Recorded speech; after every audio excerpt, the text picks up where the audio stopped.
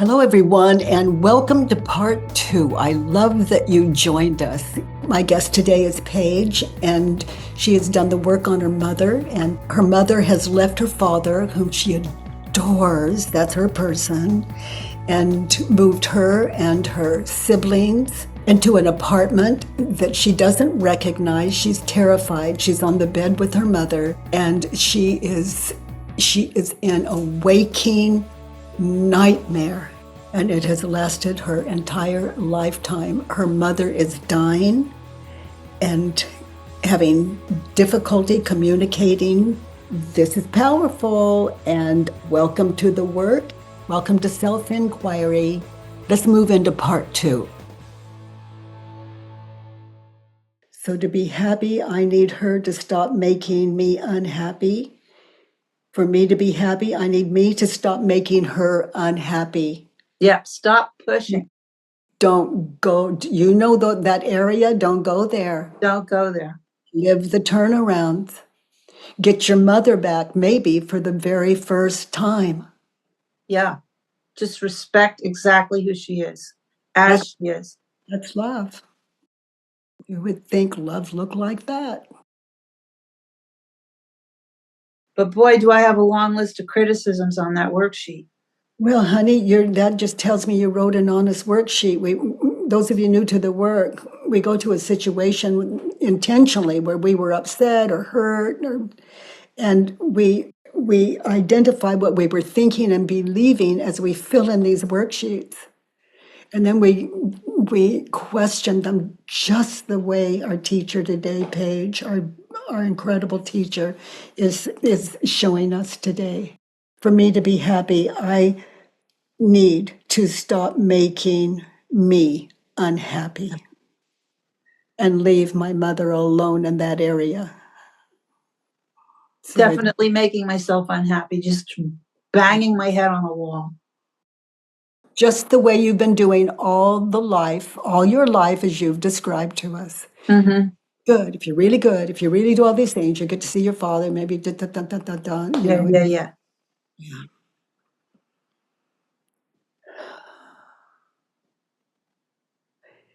For me to be happy, I need me to stop making her unhappy and bringing it up. This is a big deal. This is how to make you happy. Because you get to be with her on her terms and see her from a whole other position. I like it. Yeah. Yeah. It's good. I do too, honey. You're going to meet a woman that maybe you've never met before. It's just, she's still talking to you. That's some kind of gift. Let's look at 5. And if she doesn't want to talk and hangs up, you've been spared again. If she does want to talk, you're Yeah. Let's look at 5. Oh boy. So my mother is In that situation on the bed. on the bed. Mm-hmm. My mother is Unreachable. Well, the rest of it comes from my adult mind. Unreachable, narcissistic, emotionally immature, self-absorbed, damaged from growing up in World War II in Germany, abusive, neglectful, a control freak. Yeah.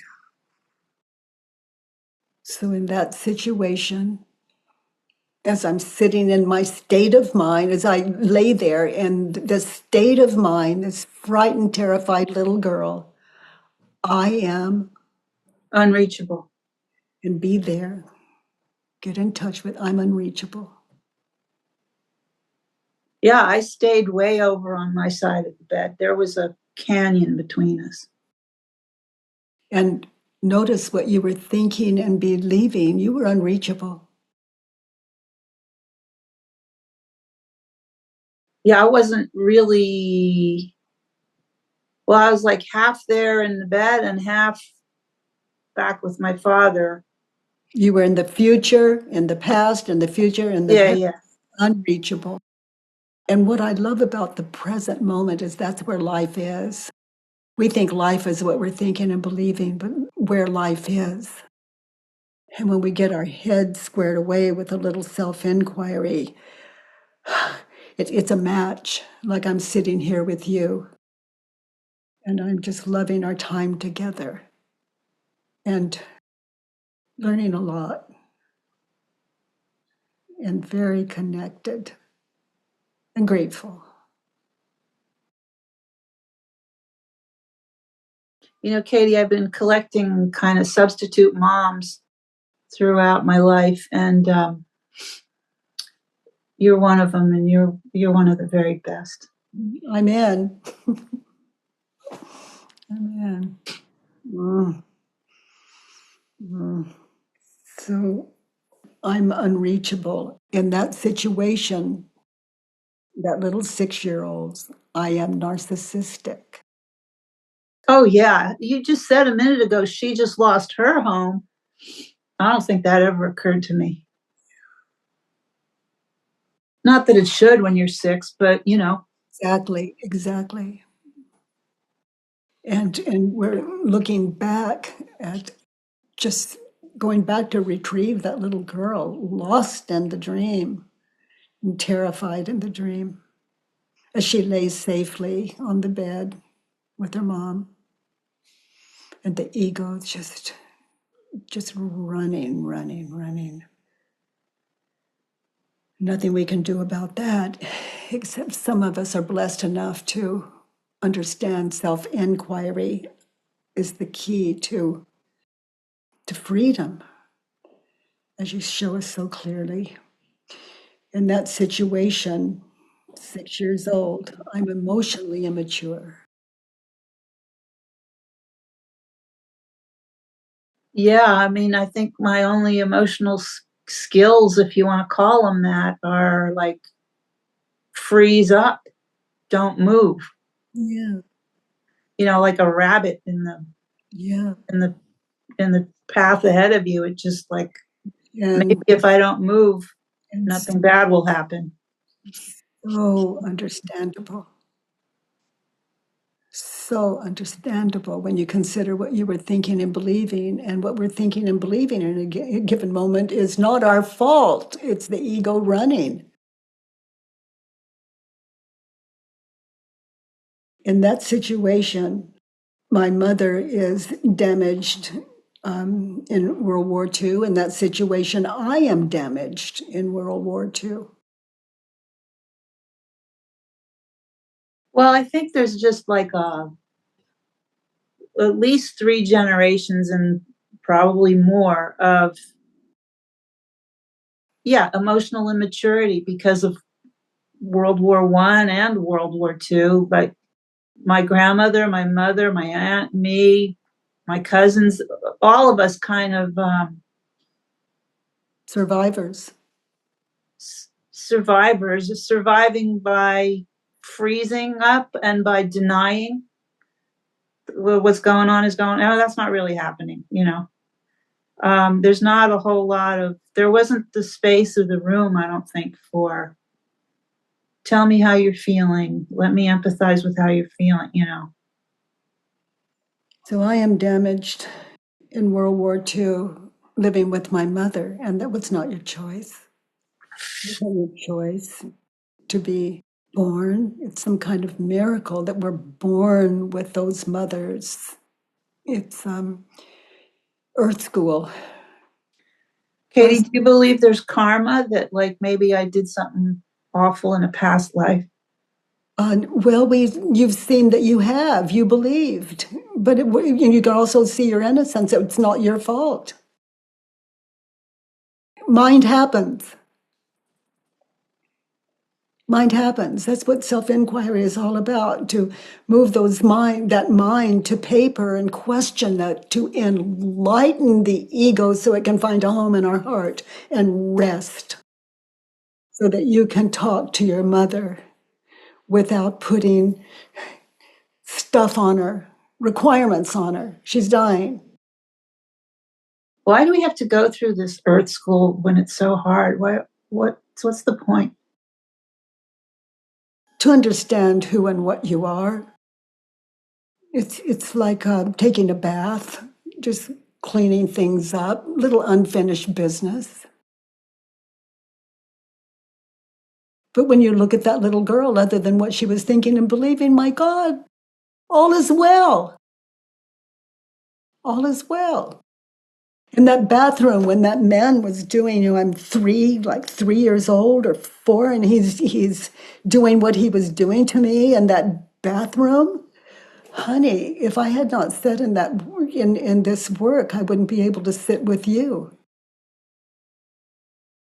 And I didn't put me there. I didn't do that to me. But these thoughts running, when the work found me, these thoughts running as that little 3 or 4-year-old girl was the cause of my suffering. And that's a big dose for some of you to hear. But I'm not denying that it wasn't a horrific experience. Because you were Leaving was the horrific. Because you were thinking something like, this shouldn't be happening. I was so paralyzed in it, I can't even recall what I was thinking and believing, so that's not a great example. But I was so paralyzed with it that I can't recall what happened in the bathroom, in the dark, when he shut me in there with him. But self-inquiry shows me that until I remember, it's okay. Because you're here now and you're safe. Until I can remember, nothing happened that my ego can accept. And it's not denial, it's just that I don't remember. I remember being taken in there, and do I remember getting out of there? He let me out at some point. And I was so amazed that he let me out. And I saw the sunlight coming through that screen door as I went down the hall. And I expected him to stop me with every step, and he didn't. And I got out of the door and into the sunshine, and just, oh my. And yeah, and I told my dad, and I never saw that guy again. That old creepy, that old creepy guy. Oh boy.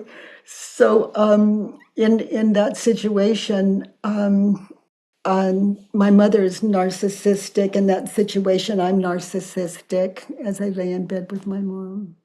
Yeah. And I'm emotionally immature. For sure. Yeah. And I love that. I'm emotionally immature. You're an earth school little 6-year-old, and ego's just being born, and I am. And the way to really identify is fear, because fear is like the opposite of love. So the ego just goes for the I am.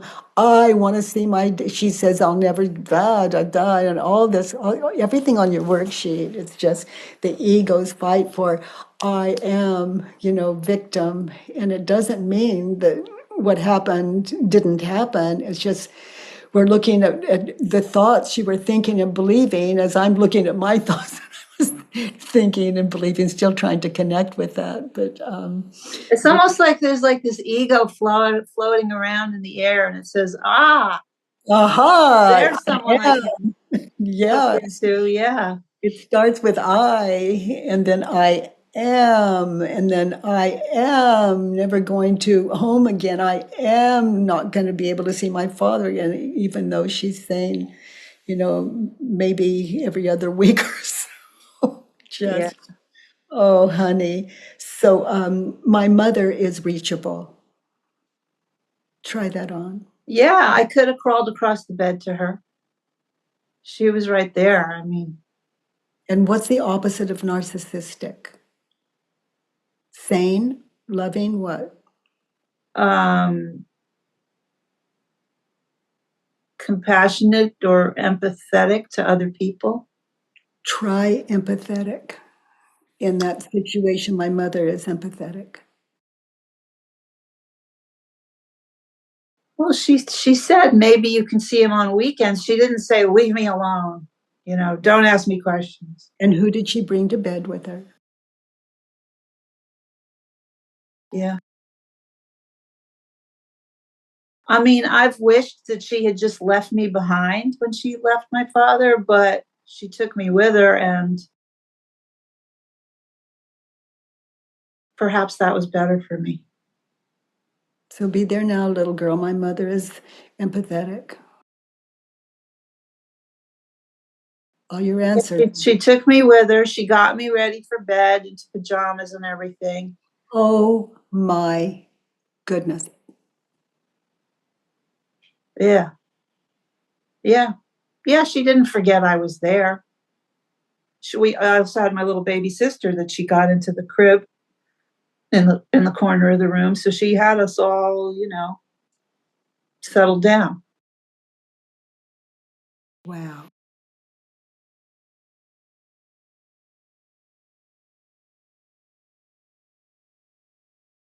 My mother was emotionally immature. Turned around, my mother was emotionally mature.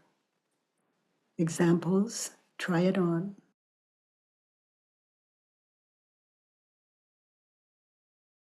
Well, she wasn't screaming, yelling, crying. She was surprisingly, I want to say cold, but you could also read it as in control of her emotions.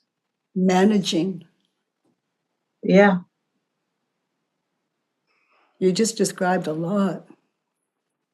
One baby in the crib, one baby in bed, just Mm-hmm. managing. My mother was emotionally immature. My mother was managing. My mother's emotionally immature. In that situation, I was emotionally immature. Yeah, my head went to fairy tales, scary fairy tales.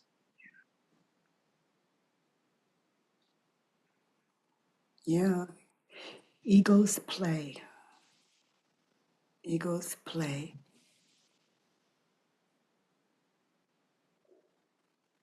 I'm going to do this thing that with all of you that you've maybe heard me do before, but it's like I'll say a word and do not picture it, okay? Okay, you see this cup? So I'm going to put it down. Now I'll say the word cup and try not to see it in your mind's eye. Or the word banana. Did you see a picture of it? So the ego, you see images and word. But if I held this cup up and you didn't know what to call it, you didn't, like you were, like you've never seen one before, you really, you don't have a word for it. So you can say, what is that? I don't know what that is. So you have your thoughts and then you have your images and you think that's who you are. So it's only logical.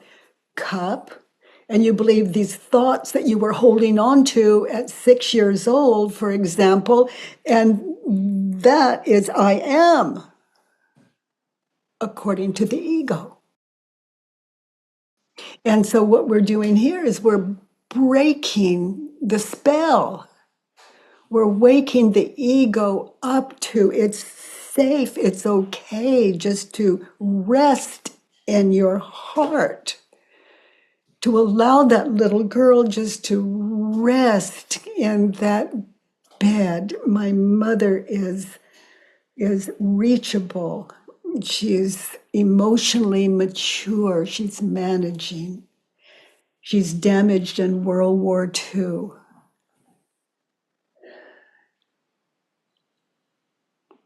She's not damaged in World War II in that situation. Just try that on. Yeah, I heard in my head she's strengthened by World War II. And I How? think she had the courage to leave Germany because she wanted to get the hell out of there after World War II. And that's probably part of her ego. Things go bad, leave. So when things went bad with my dad, leave. So there's some strength in that, some courage. You have a lot to share with your mother, like, or a lot of questions, if she's up for it. I don't know how close to death she is, but, if she, you can share basics like, Mom, I've been looking back at our lives and you're amazing. And I'm just now realizing it. You're incredible mother. And when I look at me and all my little, all my little gigs with you, whatever you do, it's like, and you're still speaking to me. Oh, you can have a whole discussion that does not diminish you, but speak of things that you've discovered that she'll recognize, and the two of you can even laugh about because you are darling. You are adorable. We're all trying to survive the ego. But your mother didn't miss these things. And she knows But what she didn't miss, what things? it's like the things that you recognize, like, I am unreachable. To your mother, consider that. To my mother, I was narcissistic. To my mother, I was emotionally immature. Oh yeah, yeah. In fact, one time she was hitting me, kicking me, and saying, "You don't care about anybody but you're just like your father, and you don't care about anybody but yourself." And I Yeah. was like 9 years old, and I thought, what? Like it never even really occurred to me. I But should look at care that. about other people. Like what? But look at that little 6-year-old, as you lay in bed with her. She was right later to say that. You just Yeah, about your father in that situation, and you were that other thing that you said. yeah, Yeah. yeah. Yeah. Oh gosh. The work gave me a way of talking to my mother. It took her a long time to trust that it wasn't another con job, but I just loved her, and she came to understand that and trust, and she was trusting the right person this time, because I did a few worksheets on my mom too. Yeah. Yeah. Um, I said, Mom, I love you. And she went, oh no, Katie, no, no, no, no, no, no, no, no, no. She just could not handle it. Just, and so I didn't say that again for a while until, but I never really heard her say she loved me back, but that wasn't the point of my life with her. I loved her, and I didn't even see that as a possibility. This your mother worksheet looks like my mother my mother. I love that. That wasn't the point. You loved her, and you didn't need her to say she loved you back. That No, wasn't the point. It wasn't a con job. yeah, she had every reason not to trust me, so I just didn't ever expect it. Even though I was the one that just canceled everything and went to live with her as she was dying for weeks, and what a privilege. Yeah, for months, couple of months. Yeah, yeah. Ah, it's a don't miss, honey. It's a don't miss. And if she didn't want me there, I would have given her that too. No one else was showing up. And they tried, but her death was just too hard on them. They just couldn't handle it.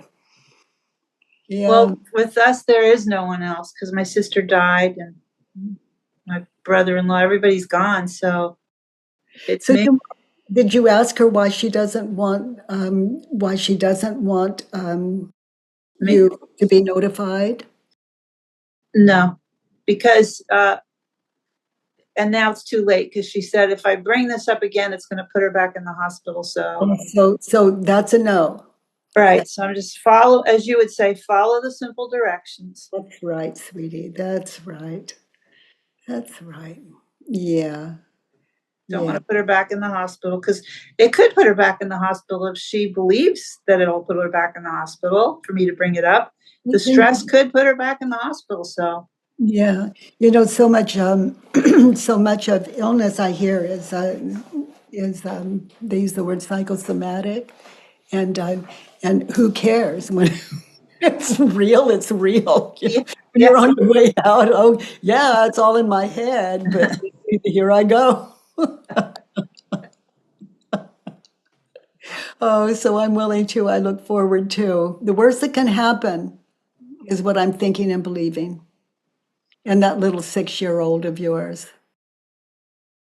I can say I look forward to her not asking me how I am or what's new in my life because I'm spared. I don't have to explain my life to her and defend my life to her. And And I it don't have leaves to. and it leaves a whole world like, Mom, what was that like for you? I had the memory of you leaving, and it was so dark in the room, and you could do better than I'm doing with it. But you had all of us. You even put me in bed with you, and you had all of us all tucked away. I don't know how you managed. I just don't. What was that like for you? And oh boy, did my mom, because I was authentic, oh boy, did she open up to me, and I got to discover my mother. It was amazing. It was amazing. Yeah, yeah, Yeah. yeah. When it's not all about me, I became a very good listener and really curious, and and it could be you have the gift that I gave. Your mother's not too far gone to say, that was a hard time, and You know, and she's often said, well, a couple times she said, I don't know how I did it. 2 children and working full time. And I always have this resentful answer in the back of my head. I know how you did it. I did it. I cleaned the house. I took care of my little sister. But that's more of me telling myself the Cinderella story. yeah, yeah, yeah. Good catch, honey. Good catch. You could ask her, for example, Mom, I've heard you say a couple of times, I don't know how I did it. And and I really hear that. And what was that like for you? You took such good care of us. I remember the night, the dun, the dun, the dun. And then meet your mom. You may have time. Oh, I really hope I can do this, Katie. I so badly want to have some You kindness and warmth with her before she dies. And I just, So just listen and love and do your worksheets. Do your mother worksheets and listen and love, listen and love. She says anything that rubs you, just listen and understand as best you can, and then a worksheet on the other side of it. And I don't know. I think the greatest gift I've got is to be a listener, and and to listen is to be a student, and that's you are a fabulous listener, Katie. Sometimes I watch you and I think it's like she was there with this person. Like, how does, like when you said the mattress, for example, it did feel more like a mattress than a bed. But I didn't tell you that, but you heard it somehow. I think I want to be like that. I want to really hear what people are saying. see from where I'm sitting. You are the listener that you're describing me as. This has been quite a quite a partnership in this travel through this worksheet. Oh boy, honey, what you just gave me. I sure give it to you because that's my experience, and you can too. Oh my. Honey, let's look at 6. In that situation with your mom in the night, in that experience, what is it you don't ever want to experience again, little 6-year-old? What I wrote here is I never again want to experience my mother making me unhappy. But I think really now that you brought me back there, what's really in my head is I never want this to continue. I don't want this to go on. I don't want this to be real. In what part don't you I want to? never again want to be, I don't want to be here with her in this place for another minute.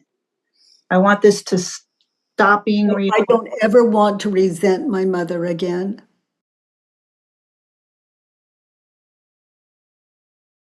I don't ever want to feel this loneliness and fear ever again. Oh, honey, what is the loneliness and fear? Um, What is the fear you have with your mother I dying? think I think it goes beyond I won't see my father. I think it's like I'm going to die. I'm not going to survive Okay, so this. when you're sleeping, when you're asleep at night and you're not dreaming, who are you? What are you? Until the mind wakes up and says, I am awake, I am going to pee, I'm going to the kitchen. Although I'm a little confused because of sometime living in that apartment from age 6 to 9, I started praying to God to let me die. So how does that work? I'm afraid to die, but then I'm praying to God to make me die. I'm confused. Well, from where I sit, that little 6-year-old is dying. Yeah, yeah, The little 6-year-old that she believed herself to be and the life she believed her to be in, what she was thinking and believing, that that's yeah, there was just no reality to it other than you were on the bed with your mother there and your siblings were all tucked away. And other than what you were thinking and believing, all is well. So, where was life? In your head. And where was real life? You're completely out of danger, other than what you were thinking and believing. Now, my ego can run and run and run. It's just something I watch and notice. And so it doesn't give me a lot of attention. But I have a few worksheets under my belt. And every time I work with one of you dears, you enlighten me, and that's what I love about all of us. Oh, honey, honey, honey. So, Paige, I look forward to. I can't remember the thought. I look forward to. I look forward to unhappy loneliness and fear to go on and to be real to me. I'm willing. I'm willing for all that. Well, after our last work last week, I came up with this conclusion like, this is the price of admission in life, you know? Um, Yeah, and you my arthritis, my mother, whatever, the whole list. It's the price of admission. And maybe some other people get to live a life without paying that kind of price. But either way, we both get in through the gate into the door. We're alive. I'm alive. So I am willing to experience pain and suffering and whatever to be alive. There are lots of great things that have happened in my life. willing to experience pain. I look forward to experiencing pain or hardship, whatever that is. Yeah, it's part of how you enjoy not being in pain is feeling what it's like to be in pain. Like these days, my fingers keep hurting, but not 24/7. You So know, I right now, I'm happy they're not hurting. yeah, there you are. Well, some of us just think, but they're gonna hurt. It's gonna hurt again. Oh my goodness. And, we're so busy in the future, we don't appreciate the past. I mean, the present, or we don't notice it. We're so deeply into the past and future of it hurt and it's going to hurt again. And that space in between when it doesn't hurt, we're out of pain. So we're not even really grateful if we don't think about it. We take that kind of health for granted. And so even when we're not in pain, we're in pain. That's the world of the ego, and to understand that is the key to freedom. And as Paige, I see the ego as a terrified child, and it's such a privilege to sit with you and that terrified little girl. She's a great teacher, and you're an amazing mother to that little 6-year-old, and it's such a privilege to sit with you. And keep us up to date on the next conversation with your mommy. And even and if she dies before you can talk to her again, remember she's going to live in you. And mothers don't die, they live in us. So worksheets, and eventually they're welcome in us. And I can speak from experience. I think of my mother, and I just think, oh, that little pumpkin. She died in her 90s.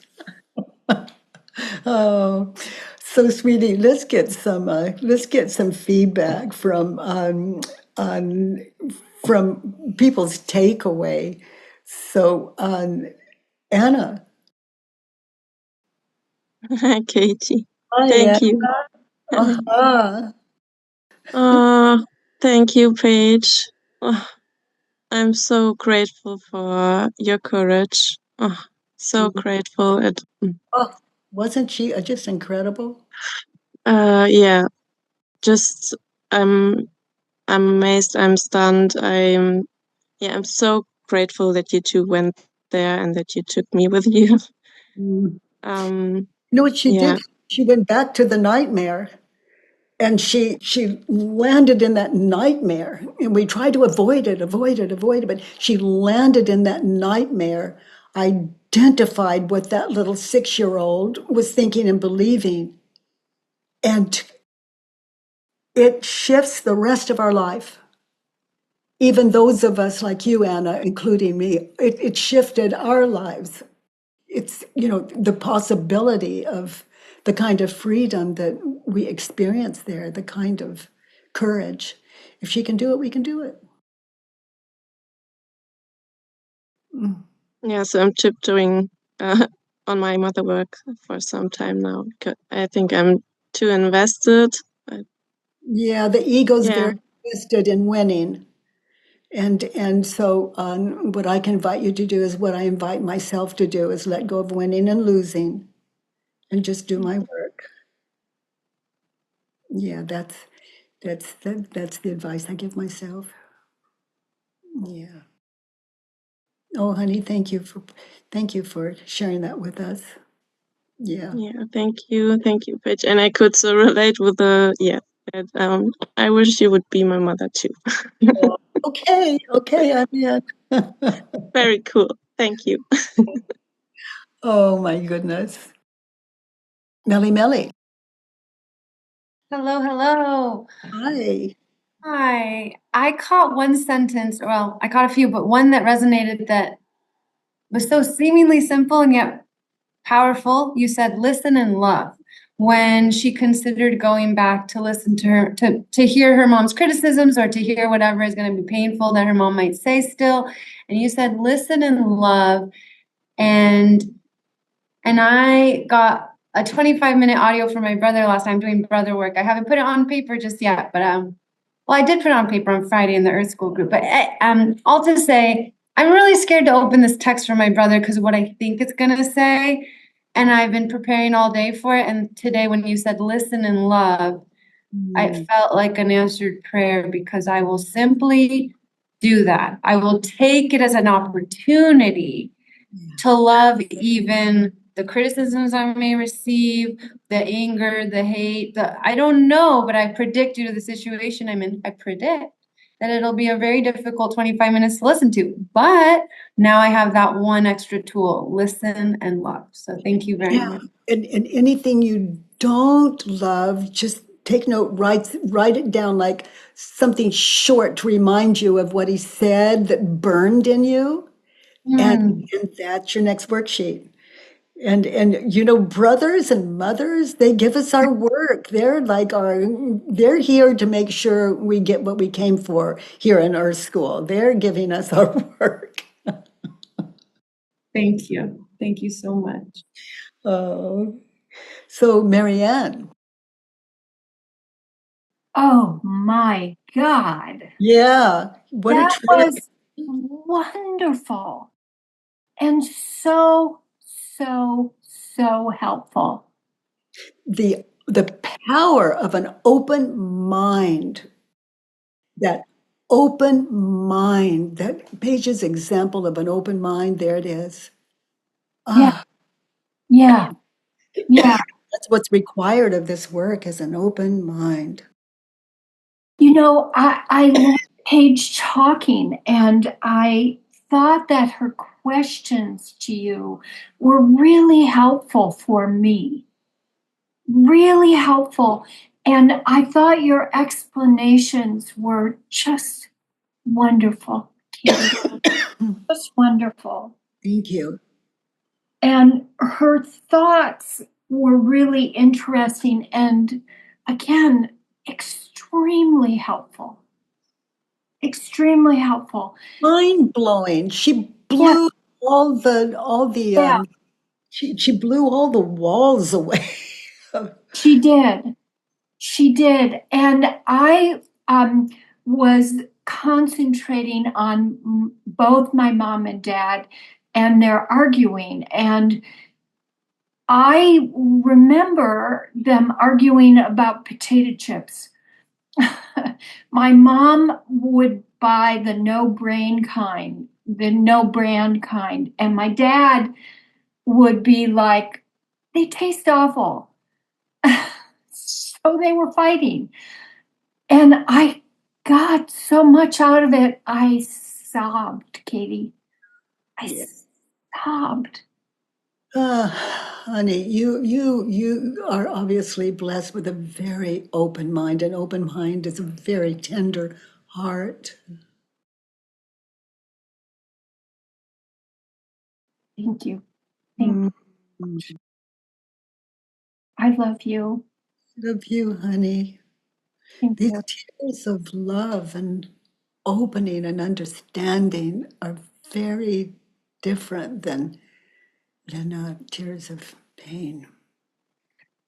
You know, that is really good for me to hear. It is really possible that we are growing and changing and loving what is. I really appreciate that, Katie. You know, this work was running through me before I was sharing it with anyone. It was running through me, and I don't know, it was before this, when I found it, it was just so. But maybe I'd be walking down the street and the work would hit me the way that we witnessed Paige today. Those realizations would hit me as I was just sitting in these questions, and the questions were silent. Yeah, of course. And maybe I'd just sit down on a curb and cry because, I have a thing running in me. Emotions have a right to life. And I don't want to upset people with them. But maybe I'd just go find a corner somewhere in the mall away from foot traffic and just sob or sit on a curb. And incredible, people would stop and just, are you okay? Yeah, great. You need a tissue, and can I help you? And are you lost? And I mean, this is a friendly universe, and authenticity is anything less than that is fear, and it holds us back. And that's what I love about self-inquiry. We can do it alone or with someone else. And it's the invitation to go back and look at the cause of our suffering, just the way Paige did it today. Look at our cause of our suffering, write it down, and have the courage to sit in it. You know, fear makes our world really small, really, really tiny. And I really got that today. I got that from Veronica. I got that from Paige. You know, fear makes our world really tiny. Yeah, and we watched an expansion there, like into a limit, like a limitless thing, that little 6-year-old. But we're 6 years old until we do this work. We act like adults and we're running our lives and we're doing all of this and that. And that 6-year-old is just running us and we don't even know it. Right.